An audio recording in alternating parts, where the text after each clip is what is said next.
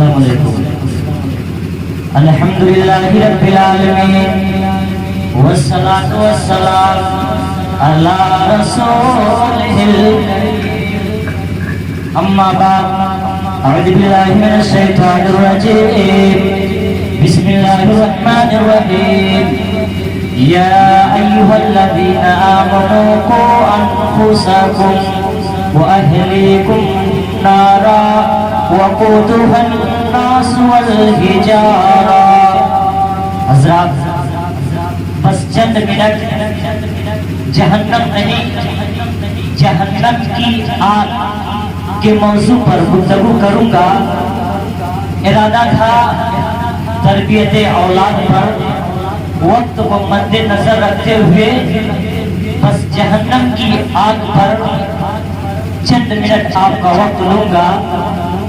سامعین کرام، ایک حدیث کا مفہوم آپ حضرات کے سامنے رکھوں کہ نبی کریم صلی اللہ علیہ وسلم فرماتے ہیں، راوی ابی ہریرہ، کہ جہنم کی آگ 70 حصوں میں سے ایک حصہ دنیا کی آگ ہے، اور اس دنیا کی آگ کے پاس کتنا طاقت ہے، کتنا پاور ہے، ہم اندازہ لگائیں. آئیے میں بتاتا چلوں. اس دنیا کی آگ میں جب اس مٹی کو ڈالا جاتا ہے تو اس کو اینٹ بنا دیتی ہے. دنیا کی آگ میں ایک سونار جب اپنے سونے کو ڈالتا ہے تو اس کو پگھلا دیتی ہے.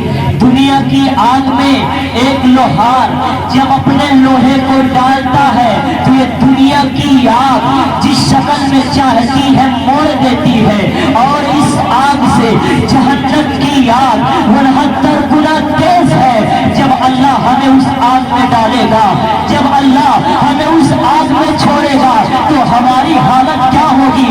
اے نوجوانوں، کبھی ہم نے یہ سوچا کہ دنیا کی آگ کو تیز کرنے کے لیے مٹی کا تیل ڈالتے ہیں، پٹرول ڈالتے ہیں، لکڑی ڈالتے ہیں تاکہ آگ اور بھر کے اس کی شعلہ اور تیز ہو. لیکن کبھی ہم نے یہ جاننے کی کوشش کی کہ جہنم کی آگ کو